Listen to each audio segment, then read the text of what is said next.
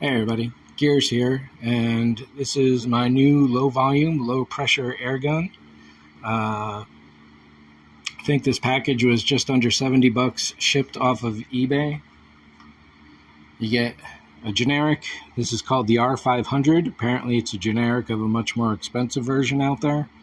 The air regulator, the water trap, the 1000cc paint bucket, 3 different nozzles, one of which is already in place, a bunch of tools, and plumber's tape. And plumber's tape is not something you should use on a spray gun because the particulates can get trapped in the airflow and wind up in your paint job.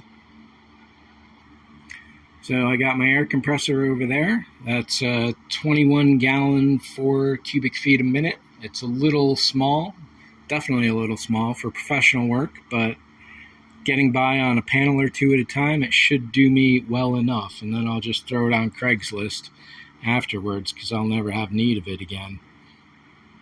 So next up is heading back to Harbor Freight, getting myself an air hose, make sure I've got any adapters that I need to get all this connected together, and I should be able to do some test sprays relatively soon.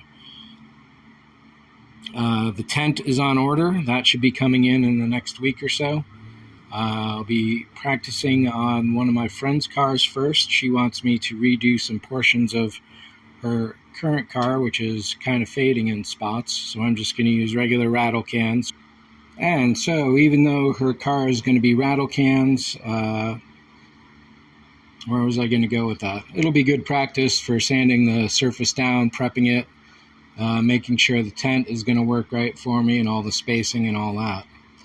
So I guess that's it for this one. The video keeps cutting out because the camera's a POS, and yeah.